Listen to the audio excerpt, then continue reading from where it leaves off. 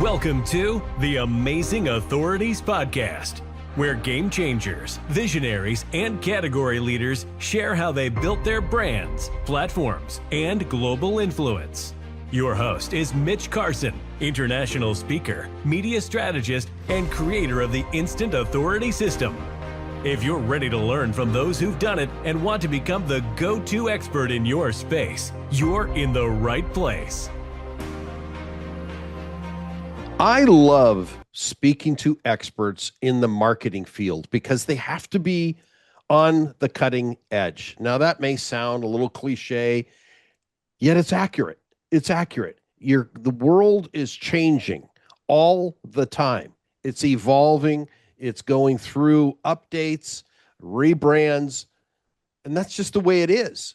And if someone is right there and can see in the future, we almost need a crystal ball in life. And today's guest, Christian Helms, has got a built-in crystal ball. He showed it to me. He took it off the top of his head just for the purpose of this interview, but he's going to share with you his background. And he's also, like myself, living in a different city than his birth city. He's moved around quite a bit, and that translates to experience. Christian, welcome to the show. Thanks for having me. That is my favorite intro in a long while. Well, I like creating a little bit of context. I'm going to jump right in. I don't want to know how tall you are and your weight because it's going to be definitely less weight than me, and I'm going to be jealous. So I would rather just focus on the content at hand. And you have a deep branding background. As a matter of fact, I know you run the Helms trainings, from what I understand, on how to creativity and branding, and we'll dig into that. Before we go there, what I want to hear this because there's so many great case studies, and the audience will appreciate this. Is when is the brand dead? Meaning, when do you rebrand or determine if it's time to sunset a product or service or category, if you will? Absolutely. Dead is bad. If it's dead, you're going to have to do some serious work to bring it back to life. It has happened, but that is a monumental task. So ideally, you realize that it needs to happen long before you're dead. And it happens for a number of reasons. It can be something, monumental like mergers or acquisitions. It can be a huge shift in the products that you offer, the ethos of your company. It can be a million different reasons why people choose to evolve, refresh, or rebrand, essentially.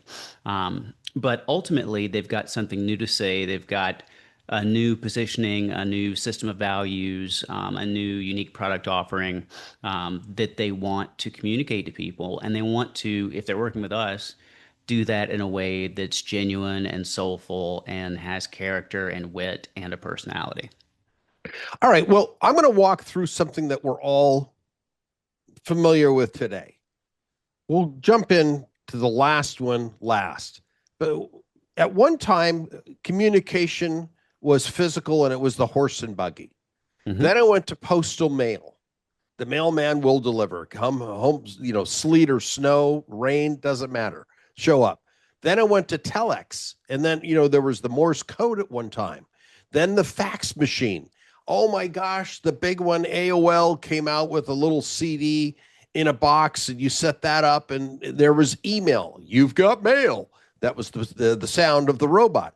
And then today, we're in a totally different era. Is email dead as the communication, or is there something after email that'll replace it?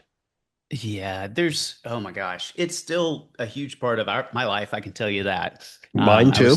Just before we hopped on, I was deleting a zillion emails. So I don't think that's going away anytime soon. But I'm a big proponent of, whenever possible, sitting in a room with people face to face and having an actual conversation versus sending an email. You can't do that for everything, but it's, hey, I know it's a revolutionary idea, right? But you get so much more done. You accomplish more, you understand more, you connect more. It's not that much different than what we do with brands. You mentioned, all of these different iterations of how branding have rolled out that align with the evolution you were talking about in communications, where we're so digital right now. And there's so much clutter. I mean, think about how many digital messages we see in a day, in half a day. It's absolutely overwhelming, and we've learned to tune it out. But the thing is you can cut through that pretty easily if you talk to people like they're people, which sounds obvious. But a lot of marketing agencies don't do that. They speak to people like their demographics or focus groups or a target segment. And that's important stuff to know. But then you have to take a step back and speak to them on their platform where they are in a way that is human and personable. It's not that hard to do, but it's hard to convince large corporations to do that sometimes. Communicate. You said you're a big fan of face to face. In my generation, and I grew up as a baby boomer, we picked up the phone and called people. Today, to call somebody on the phone, you have to ask their permission. God forbid you make a video call to somebody. Oh, that's so rude. Shouldn't you ask permission? No, it's not rude. That's how we get to know each other. And I insist on it. I mean, Zoom is, oh, okay, we have to go to Zoom. Why not just pick up the phone and FaceTime or something? You see who you're talking to. Now, that's a mode of communication. How does that tie into personal branding or branding in general?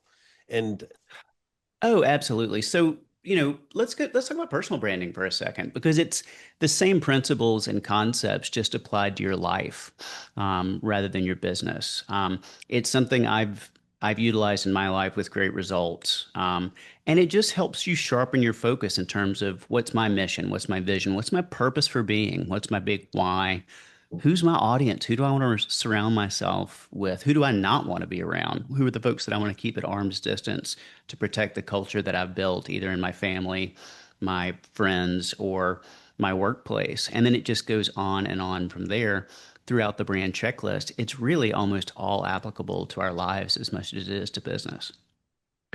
and your where did this start for you? What I mean, did you one day decide, oh, when I grow up, I want to be a brand specialist. I want to be a creative. Did you clip on your earrings and a ponytail in order to get creative, or do you rub on tattoos? What is it that gets you inspired, Christian? It was a beret and a striped shirt, if I Oh, remember okay, correctly. something. I mean, you got to Um, get into the zone. So I'm a weird case, and I joked with a friend at lunch on Friday that I should never tell this story, because no one will want to hire me. But I grew up in a tiny little mill town in North Carolina, just a few thousand people, and had no idea. This is pre-internet, so you can't just get online and look up everything. I Sure. had no idea that branding was something people did for a living. The only branding I saw were handmade signs at the convenience store, which were gorgeous, or a Doritos bag, which just feels like it was spit out of a machine. It doesn't feel like a person made that. So I never made that connection. Went to college, was taking a bunch of art classes and a bunch of writing classes, and thinking, man, these are two things I love, but I wish there was some way they lived together. Well, turns out they they do, and that's what I do for a living now. Found it at the very end of school at the University of North Carolina. Had the epiphany that this is what I wanted to do. I was overjoyed. But then the second epiphany was I had no skill set, so I had to go to grad school to kind of learn branding. And then you went to New York. I did. I worked at an agency called Pentagram in New York, which was a really formative experience for me. I learned more there in 8 months than I probably learned in all, 6 years of schooling I had done. I would tend to agree. That's called hands-on experience. Oh And how long man. did you spend there? I was there about a year and a half, 2 years, all the way through. But after Pentagram, I took a job that was sort of recommended to me by a friend of a friend. It looked great on paper and it was absolutely awful. It was just, 6, 7 days a week, 16 hours a day, just brutal New York work ethic. And I just got burned out. And was that the origin of creating Helms trainings? No, I came down to Austin for a creative conference, fell in love with the place. The beer was cheap, the music was good, the neon signs were amazing. There's a trail that runs around Town Lake. I was just like, this is paradise. And so I moved down here and didn't know a soul. Got a job at an amazing agency called McGarrett Jesse, and then eventually went out on my own. Any regrets? Oh, I'm sure plenty. I've ended up in a wonderful place, but I think I could have gotten there twice as fast had I done some things differently. It's the nature of learning. I was the kid in art and writing classes making fun of my friends in business school because they were in boring business school when I was in college. And then I had to give myself an education in running a business as I started the agency. Now, typically people start their own business because they're frustrated with how things are run. I mean, this a little bit of my story in there, why I went the entrepreneurship route, and I was also just plain unemployable due to my personality profile. In your case, did you start your business because you felt you could do it better? Did you want the freedom, or is there another reason? Freedom. I felt pretty siloed. Just Okay. the structure and nature of the agency I was at. I cannot stress enough. It's a wonderful agency. But I was a pretty low level design employee and was kind of tasked with one narrow sort of range of work. And I wanted to do more. I wanted to be more of the ideation and concept process and the big ideas and not just the kind of last step of execution. And nobody would let me do it because I hadn't done it before. So you have to kind of jump out on your own and find or make those opportunities to do it a few times and do it well. And then people see that and suddenly, oh, they realize you can do it and they'll hire you to come on board with their brand. Well, there's that great show that was on TV, had a series. It took place, I think, in the 50s. It was somebody hatched, played Modern Men or something men, Ad Mad Men. Men?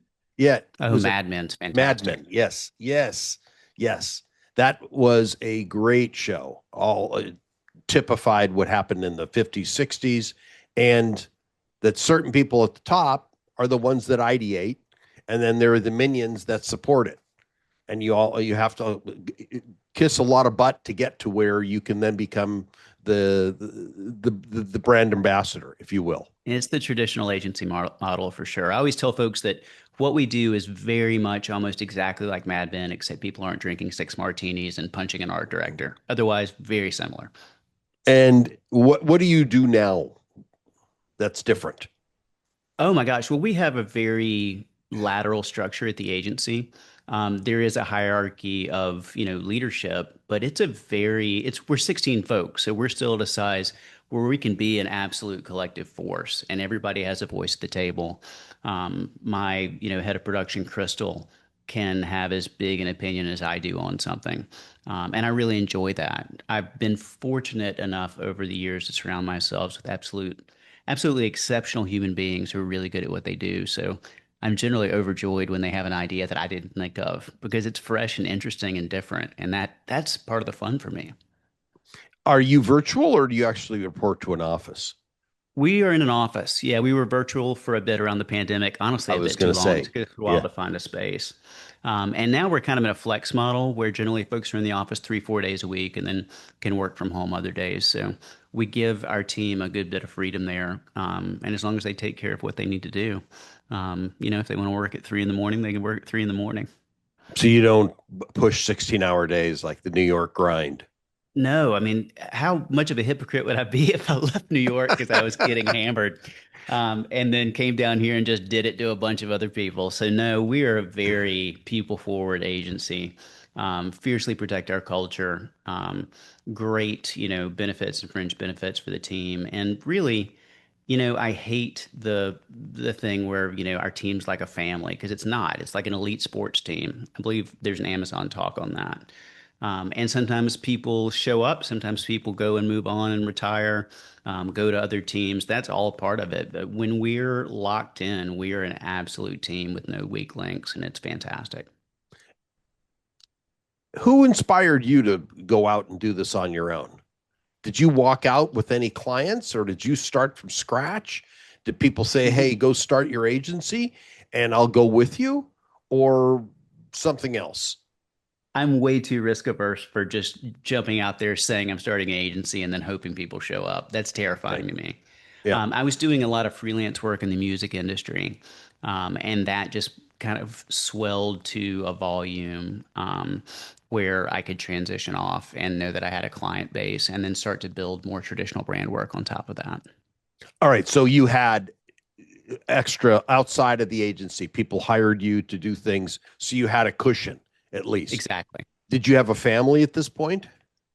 Thank God, no. That would have made the decision so much tougher, right? It was Right. just me. I had not even met my wife yet. Or actually, I had just met my wife when I made the decision. But I didn't have the mortgage and the overhead that makes it 10 times more terrifying.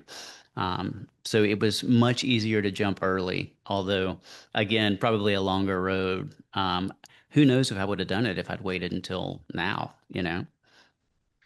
Uh, who knows? Like I said, the crystal ball you took off your head. Where are we going? All right, now let's talk about the big topic. How is AI affecting your business? Are you losing clients because of AI? Is it eradicating the need for a creative agency because there are all these AIs out there for $30 a month that'll give you the whole ad roll that you need purportedly?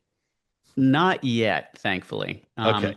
And I'm sure we're losing some people who might, consider us to AI at this point, but they're not people who are looking for a highly designed, highly articulated, highly strategic brand. They're looking for cool visuals they can churn out pretty quickly, that don't necessarily tie to what their offering is or what their values or all those things are.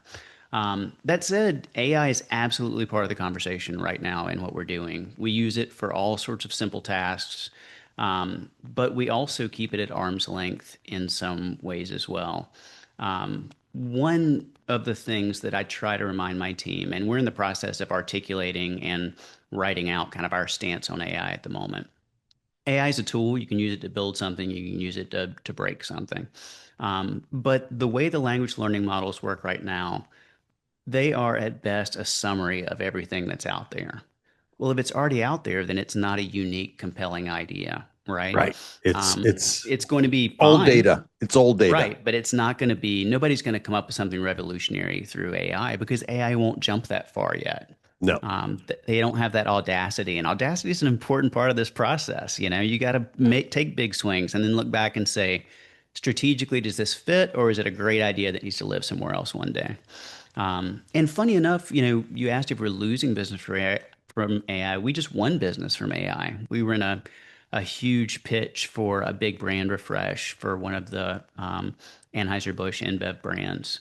And we were the only agency that did work that wasn't all AI. Like ours was, we did the work that was part of the assignment to be evaluated. And all of the three other agencies used AI for everything, and it just didn't quite hit. It was kind of slick and interesting, but it didn't have the level of insight or craft that these folks were looking for. So that was sort of reassuring. It was a fun development. And how do you, as an agency, use AI today? I mean, as one thing, like you said very accurately, it is a summary tool. It'll take all the data that's available online, possibly in some cases offline, somewhere the data, and it draws conclusions. It doesn't say this is where we're going. This Yeah. is where you need to go. It's based It's on results of the past and almost up to the present. It's obviously fantastic for research. If you want to Hmm? compile a ton of information and not do what I used to do, which is go through a zillion different articles and kind of, cobble it together myself, it can do that in a heartbeat and give you at least a baseline understanding of something that you can then start to expand on. So it gets used for that a lot. Hmm. We use it for product mock-ups. We do a lot of consumer packaged goods work, so that's packaged food, every kind of thing that comes in a package, essentially. And for, say, mock-ups that you need to show the work that you've done on something that looks more realistic, it can be useful for that as well. So there are all these little places we're starting to utilize it. And I think everyone in the agency uses it a little bit differently right now. Some folks very much embrace it. Some folks are very wary of it. But it's usually in the lower level, I don't want to say administrative, but sort of the grunt work you have to do that if it just showed up, it wouldn't hurt your process at all. It would just be sort of a bonus and a boost. And so we use it for things like that. All right. So ideation tool, just preliminary, maybe to expand some creativity. a little bit, or to just show It his. can be. Every so often, it will bring you some perspectives that you maybe weren't considering, and then you need to set that aside and really consider them and see if there's something there. But yeah, it's a great generation tool for all sorts of different research and data that can fuel what you do. That is a an accurate perspective, in my opinion. I mean, it's That's all good to hear. opinions. It's an accurate perspective. I mean, it's been with us for about 3 years now, actively. Was starting with ChatGPT, and then it's evolved over these last 3 years, where it's a big part. I'm in ChatGPT literally every day in some capacity, and it just help.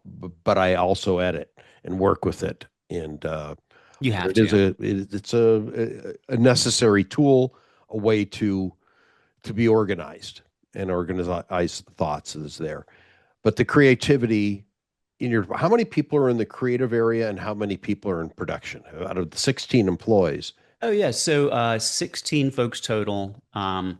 There are two in production, there are six in creative, and then writers, digital developers, brand managers, etc.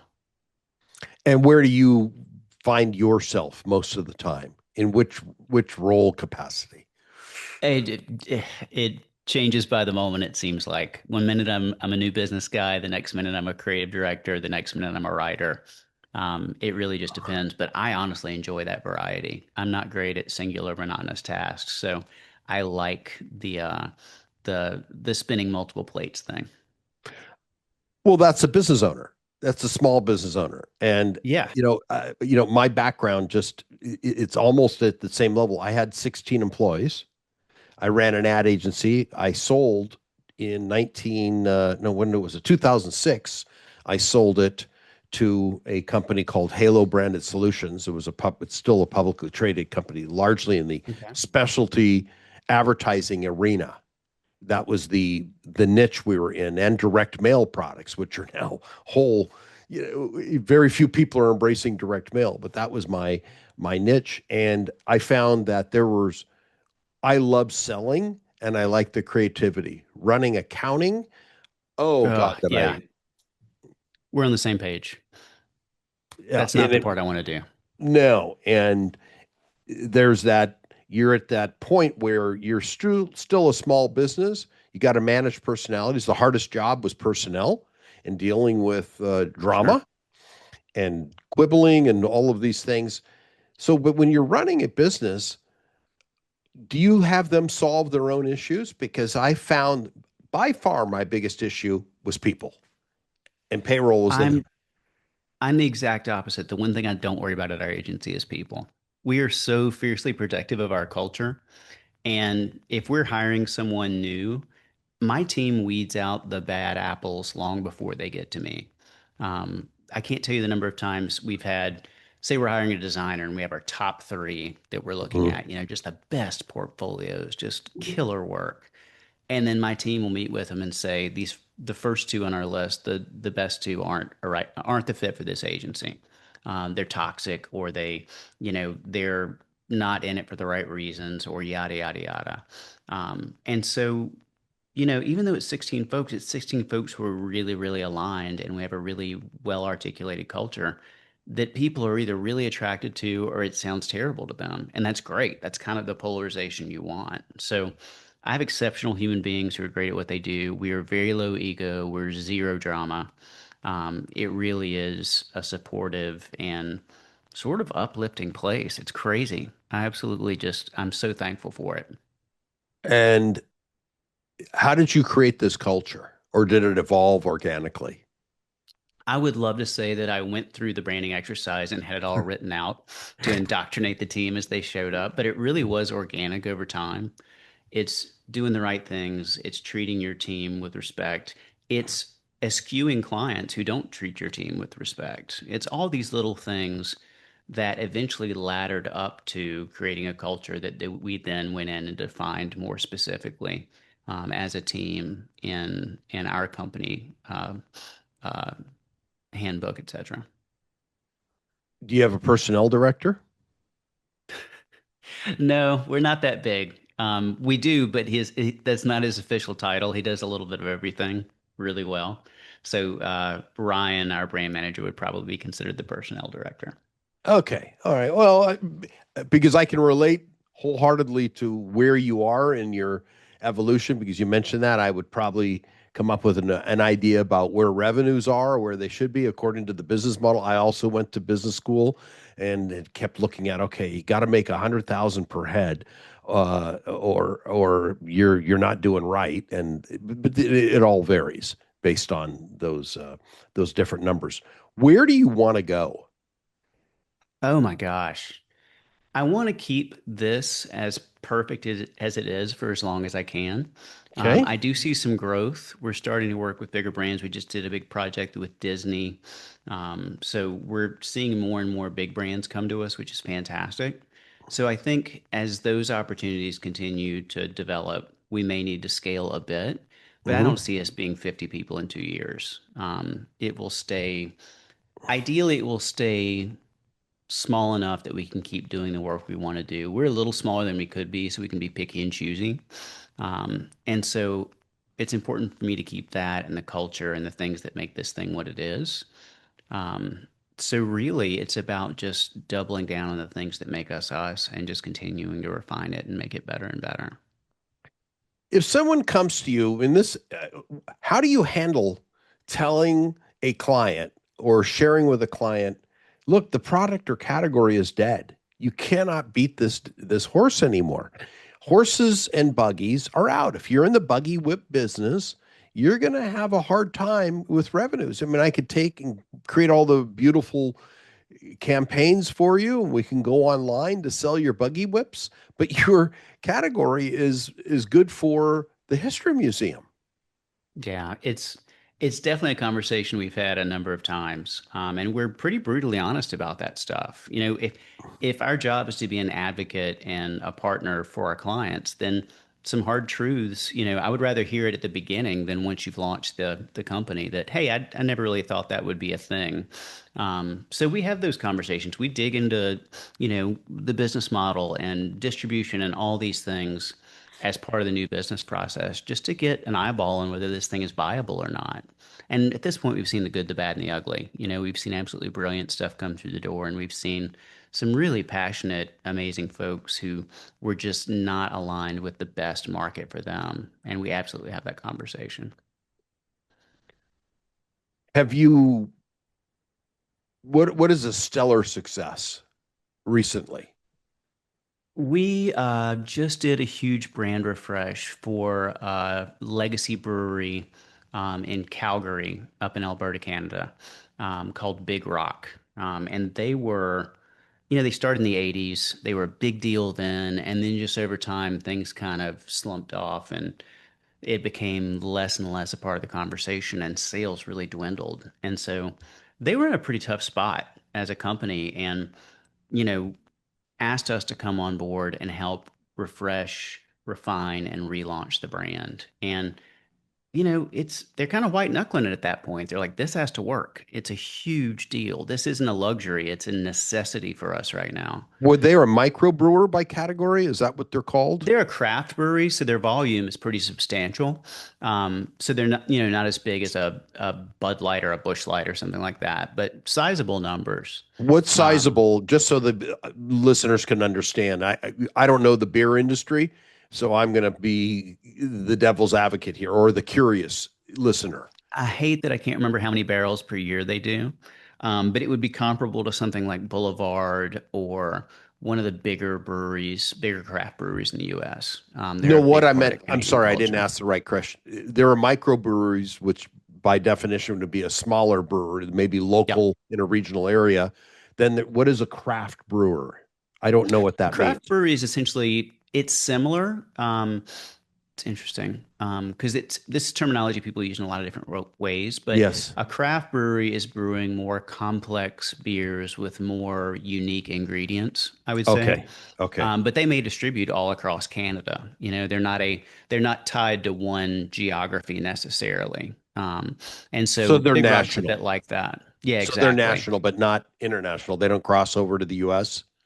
They don't cross over to the US, and I don't even think they go to the far reaches of like Toronto. Just Or because of the landscape up there is so weird and wonderful, mm. that you kind of pick your footprint that you can service, and then they will grow beyond that eventually. But it's important not to stretch too far. Um, but that brand refresh went fantastic. Their sales jumped 47% after we did the work. And we're working with them on a bunch of other stuff right now because they love us and we love them. So it's a big victory for us. 47% over what period of time? In the quarter after, Wow. comparing the quarter before to the Wow. quarter after. Yeah, it's Two pretty hands awesome. come together. I mean, I that's know. see, I'm that's as got to proud of make you that stuff proud. as I am anything, right? Well, that's 47% for a white knuckling organization. They were on the verge of, hey, might be in trouble numbers, and 47% jump in revenue in the first quarter. What did you do specifically? I'm curious, and our All these listeners might things be. all these things that I've been talking about. We spent a lot of time up there. We dug in to understand their history and their culture and their brewing philosophy and how they relate to Calgary and then Alberta and then Canada. And just really became ingrained where we could internalize what they're about. And then we took that and translated it into really wild, expressive packaging that has sort of the spirit of Alberta, but also the grit of Calgary and the sort of rustic landscape. And then really bold, fun messaging that just kind of re-announced that we're back, that we were cool before craft beer was cool. And Mm. it really resonated with folks. So it did it embody Canadian pride, and because they are different, you don't want to say, "Hey, you're just America, just a little north of us." Right. Did you incorporate that component into the rebrand? Absolutely. A lot of pride in Alberta, a Hmm. lot of messaging that speaks to Alberta and Calgary.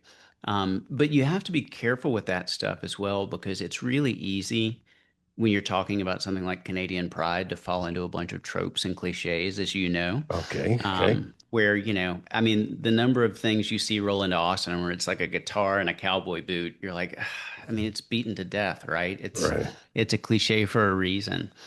So you have to find sort of the intersection between pride and Big Rock and what they do and their people and the place that they do it. And it creates kind of this hybrid thing that relates to both, but isn't one singular kind of one note solution.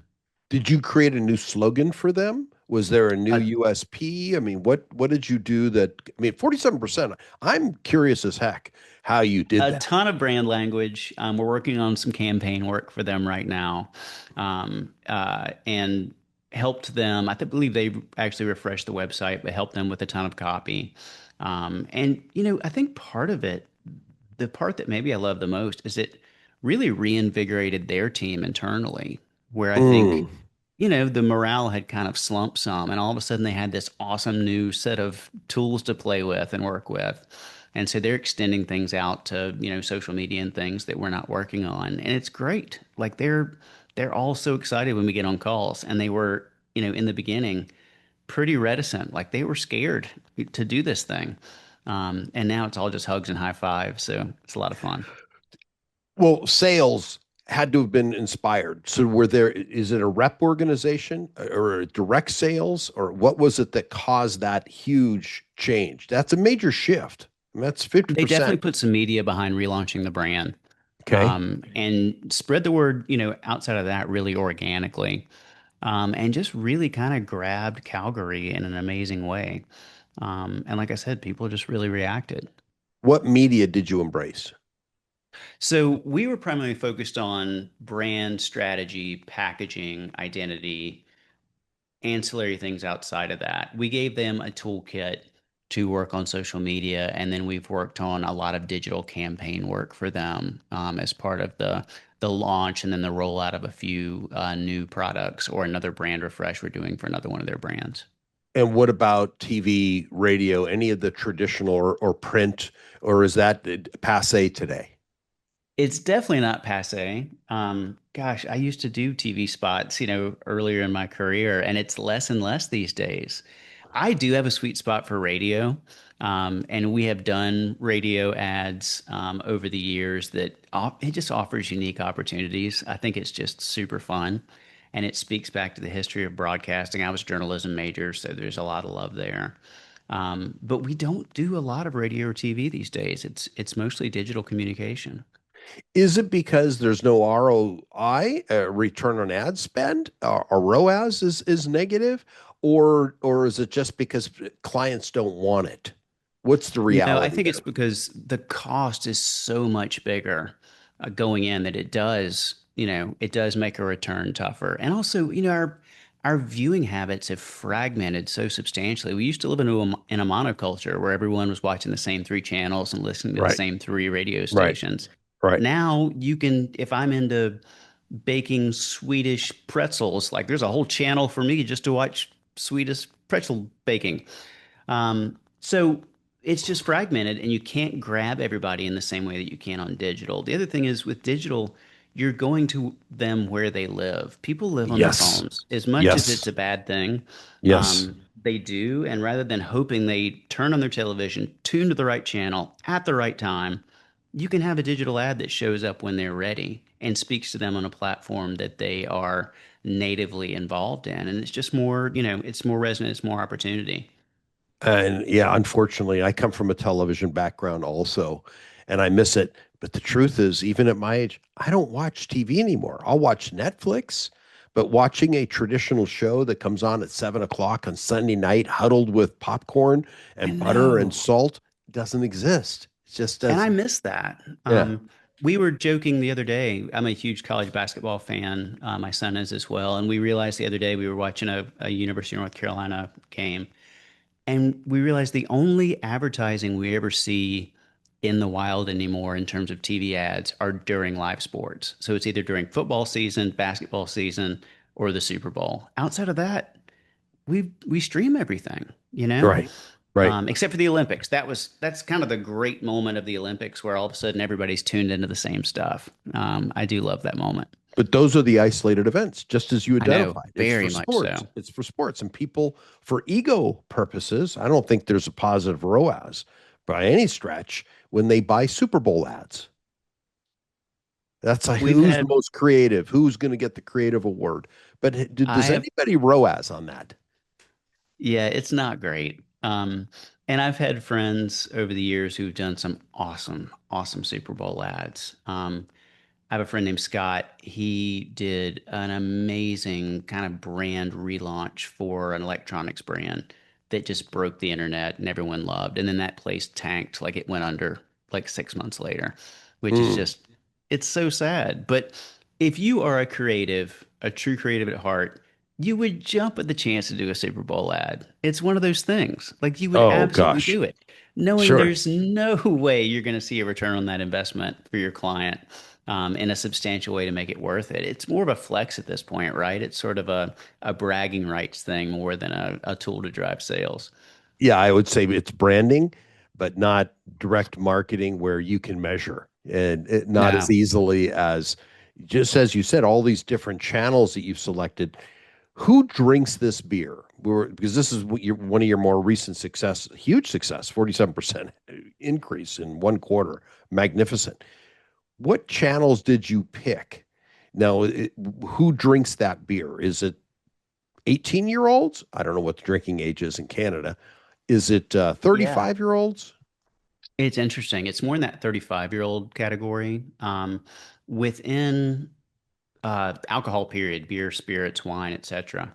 Nobody can seem to figure out what they call them LDA kids, legal drinking age kids, so what the Mm, 21-year-olds want, because mm. they have a million different choices and they may not want alcohol at all. They may want cannabis. They may want X, Oh, Y, or right, Z. right. So one, there's a huge drop in alcohol consumption with that age group, and two, people can't figure out what they want. And you see the biggest leap there between sort of more seasoned traditional marketing folks versus people who are more part of that culture. So we need more voices as part of that culture weighing in on what they actually want to hear rather than a bunch of people my age guessing what they want to hear. And that is the beauty of advertising today. I mean, it's more challenging because like you said, there were 3 channels. That's where you had to advertise. There were a few radio stations. That's where you had to advertise. I mean, could you negotiate the rates? Or if you had print, there was maybe the local newspaper in Austin. There might have been the Austin Chronicle. I don't even know the newspapers today, if they even exist. Do you use newspapers at all as a choice, or is it, or just brings a big smile? Yeah, it's sad. Like I said, I was a journalism major and I Me subscribed to too, the by the Times way. forever. Like Yeah. the Sunday Times, come on, it's the best. It's like Mhm. that's your whole morning, just wrapped up in this Ink little on your roll. fingers. Yeah. Oh, it's the best. And I've over the years I've kind of moved past that and I'll pull up CNN or I'll pull up, Mm. the New York Times app or generally I'm looking at a bunch of them. But I miss that. Like I made the leap recently to stop buying tangible books and start reading on a tablet. And I was really conflicted about it and kind of bummed because I I love can't the do it. feeling. I can't do I'm it. doing it now because I'm a Wow. voracious reader and just like the volume of books, because I'll read, if I get locked in on a series, I will read the entire series. Okay. Um, and like that's like 23 books, right? Like where am I going to put Okay. 23 books? Yeah. So eventually you've got to go to the tablet. But if it's a book that I know is important, I'm getting the hardback. Oh, hardback. Okay. I'm a Oh, soft. if you're going to commit, commit. Like Oh, okay. display that Okay. thing. All right. Okay. Yeah. All right. All right. Is there a book in you? Yes, I'm working on one. It's excruciating. It's really, I would say 60% really good right now. And then the 40% is just killing me. So I am in the editing and refining and rewriting stage of a What's it book on, about? it is essentially a book on branding and how it can Okay. be your unfair advantage in the marketplace. And it's honestly just the amalgamation of all the advice that I've given clients over the years in terms of how to build their brands and businesses. Um, it's those things that like you realize you that keep coming up in conversations over and over again, and they're these aha moments for your client partners. It's like, why not put those into a volume that people can read for themselves? So that's what I'm working on. That's the first time I've said that on any kind of broadcast. So got to make sure I finish it. Well, that's why I prejudice. Okay, I wasn't there, but I know most successful people memorialize their lives or show proof of, okay, here's credentialing my situation or in documenting what I've put together, at least a series of case studies of clients, and it feels good. It feels good. I work as a It book does. publicist, so I know this because I got into writing a book and there were no sales. And then you had to figure out, okay, what's behind all of it? And writing a book is like birthing a child. Then you got to feed it. You do. Yeah. And I'm dreading that. Like, I don't anticipate sales. I just want to get the thing done and be proud of it and let it benefit the folks who it benefits. That said, once I'm done with it and I have a minute to breathe, I'm going to want to generate sales and push it Of out course you there. You will. know how it goes. Of course. Yeah. And it's the best marketing tool imagined out there for the agency. Like, okay, the CEO wrote a book, so he does Definitely. know the category. So that'd be great. And I mean, I'm turning 50 this year, so the timing is right, right? It's Okay. Perfect. Perfect, start Christian. to think about mortality, better write a book. Christian, where do people get a hold of you? We're online at helmsworkshop.com. And then from there, you can find us on Instagram, LinkedIn, all that fun stuff. YouTube? Not on YouTube. Okay.